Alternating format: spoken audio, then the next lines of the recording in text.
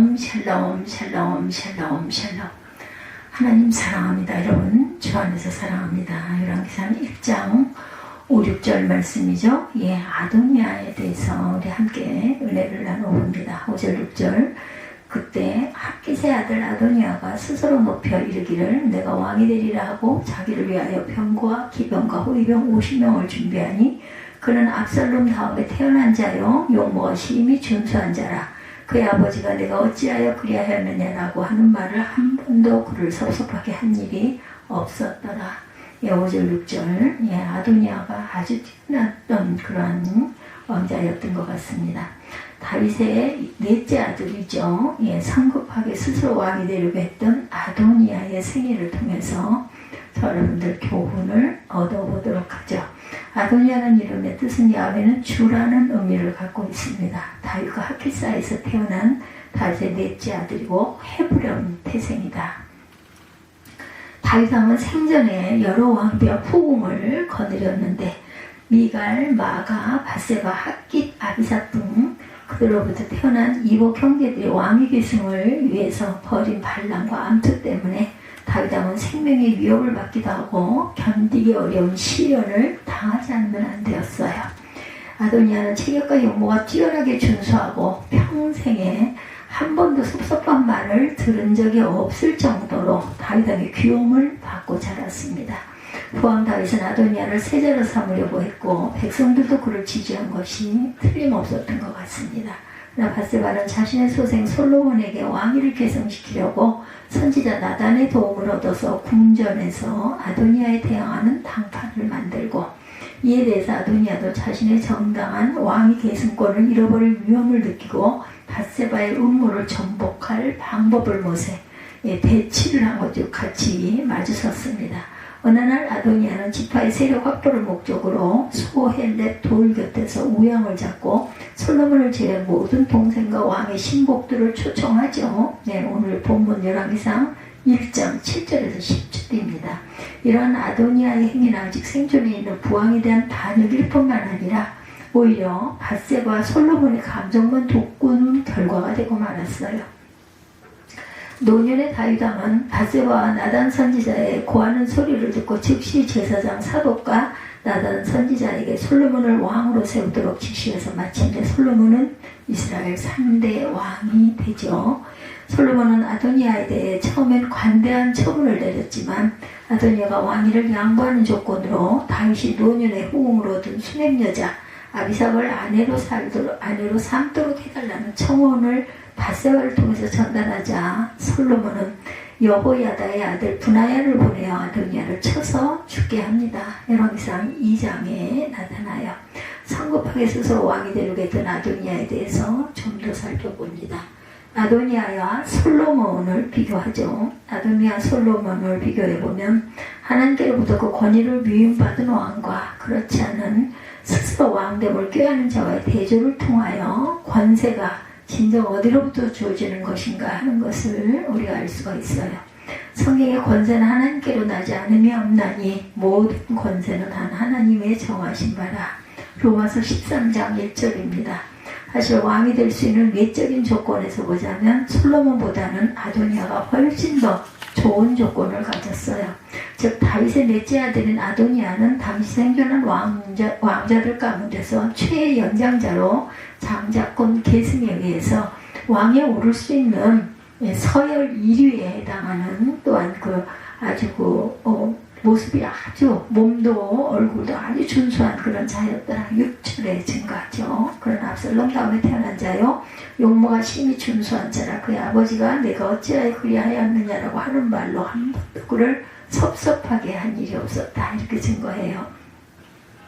반면에 솔로몬은 다윗의 10번째 아들입니다. 서열상으로 왕이 될 수 없을 뿐만 아니라 당시까지만 해도 아직 20세가 채 되지 않은 어린 아들이었다고 해요. 그래서 아도니아는 자신의 외적인 조건만을 믿고 선한 다윗이 자기를 왕의 계승자로 지명치도 않은 상황에서 스스로 다윗 왕위를 몸보고 반란을 일으키죠.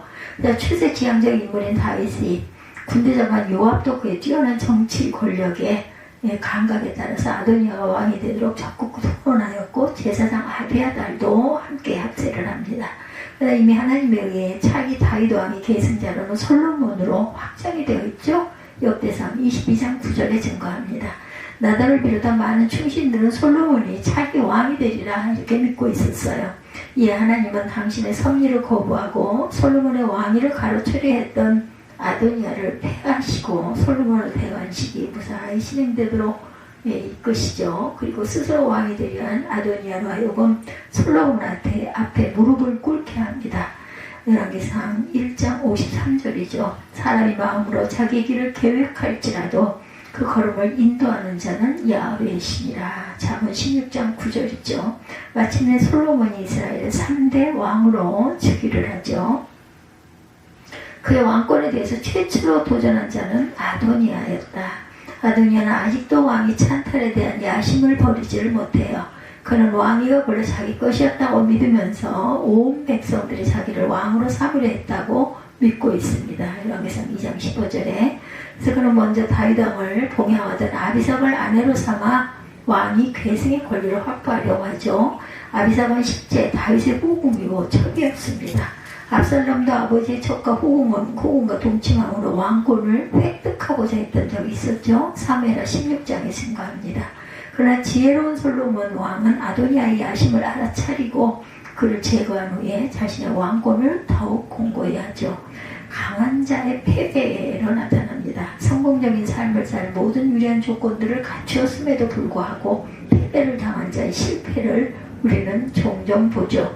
성경 속의 인물 중 골리앗은 거인이었고 용감한 군인이었지만 어린 다윗에게 패배하여 죽었어요. 오늘 본문의 아도니아도 바로 이런 사람입니다. 그는 다윗의 네 번째 아들로 압살롬이 죽었으므로 왕통을 잇게 될 유리한 위치에 있었어요.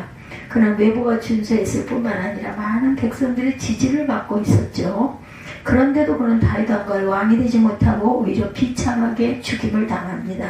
물론 이 모든 것이 하나님의 섭리로 말미암은 것이었지만 사실 그 패배의 원인은 아도니아 자신에게서 발견이 됩니다. 그렇다면 그 원인은 과연 무엇이었을까?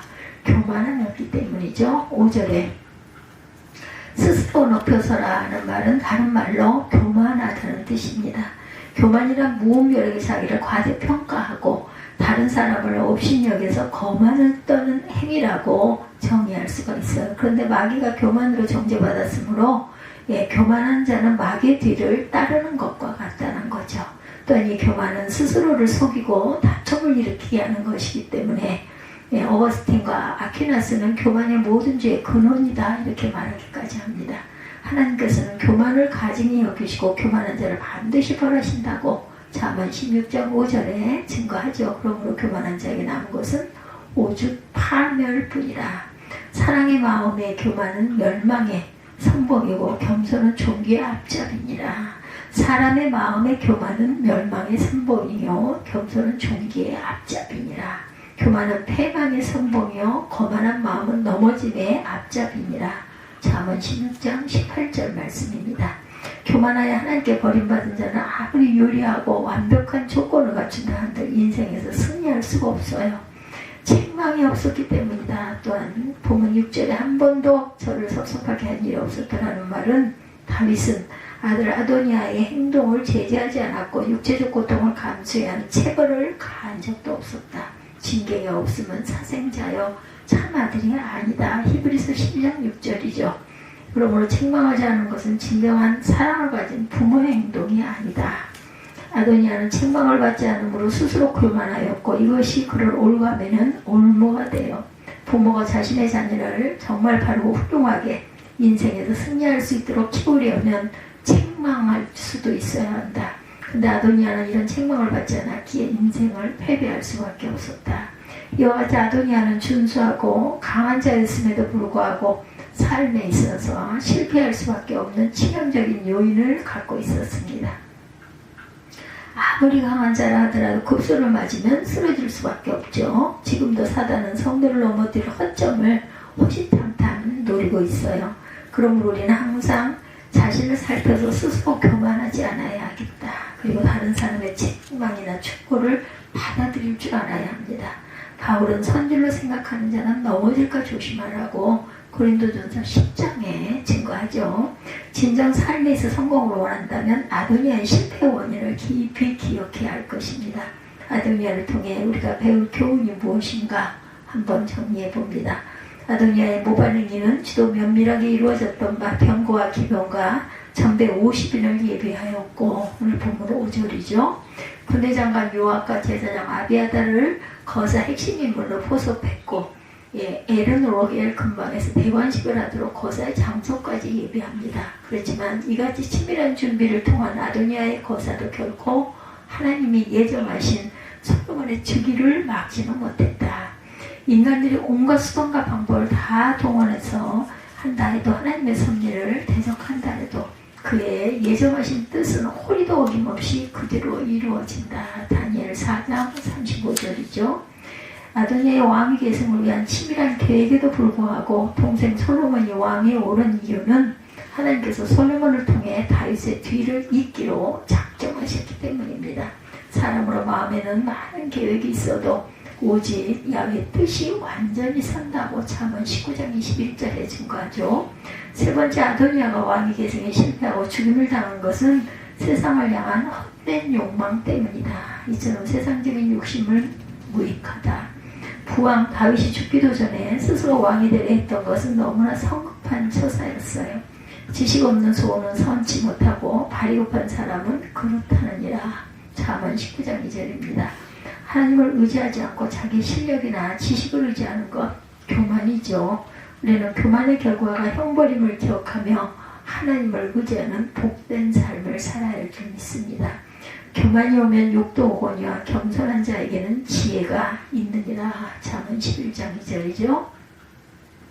그래서 보면 본문 1장 41절에서 53절에도 아도니아가 일당의 그 연회가 거의 끝날 즈음에 솔로몬이 다윗 왕의 공식적인 후계자로 왕위에 올랐고, 모든 신하들과 백성들은 그를 대대적으로 환영했다라는 소식이 아도니아에게 전해집니다. 아도니아의 연회는 엉망이 되었고, 그의 일당들은 자신의 안전을 위해 뿔뿔이 흩어져 도망을 가죠. 홀로 남은 아도니아는 생명의 위협을 끼고 두피처인 제단 뿔볕으로 피합니다. 제단 뿔은 고의가 아닌 사고로 살인한 자들이 피할 수 있도록 하나님이 정해주신 도피처입니다. 이와 같이 이스라엘에는 잠깐 동안이지만 두 왕이 존재했었다. 즉 자의적으로 왕이 된 아도니아와 하나님의 언약에 따라 왕이 된 솔로몬입니다. 그러나 한 나라의 두 왕은 존재할 수가 없죠. 따라서 정통 소리 낸 왕의 즉위를 알리는 양각 나팔 소리는 거짓 왕의 추종자들에게는 패망과 슬픔의 소리로, 참모 왕의 추종자들에게는 구원과 기쁨의 소리가 되죠. 이처럼 세상에도 잠깐이라고 하지만 두 왕이 존재하고 있습니다. 지금 하나님께 반역하고 하늘나라에서 쫓겨난 세상 권대자는 사단과 하나님의 아들이자 언약의 왕이신 그리스도가 바로 그 증거이죠. 따라서 이 세상은 두 세력 간의 갈등으로 팽팽한 긴장 관계에 놓여 있지만, 이러한 관계는 그리스도의 재림을 알리는 나팔 소리와 함께 완전히 해결이 되겠죠. 즉 그리스도의 재림 나팔 소리는 성도들의 구원의 기쁨, 사단과 그의 추종자들에게는 패망과 슬픔을 알리는 신호가 될 것이다. 계시록 20장 15절에서 17절이죠. 따라서 우리가 사단과 그리스도 중에 누구를 왕으로 섬겨야 할 것인가 하는 것은 명백합니다. 잠깐의 쾌락을 위하여 사단을 쫓는다면 사단의 패망과 함께 멸망에 이를 것이고, 생명을 쫓아 잠시 잠깐의 고통을 인하여 그리스도를 왕으로 섬긴다면 영원한 생명과 하늘나라의 축복을 유업으로 받게 될 것이다. 아도니아는 하나님의 뜻과 아버지 다윗을 무시하고 성급하게 스스로 왕이 되려 했다가 결국은 패망합니다. 저와 여러분은 내 마음대로 내 뜻대로 내 의지대로 살려고 하지 마시고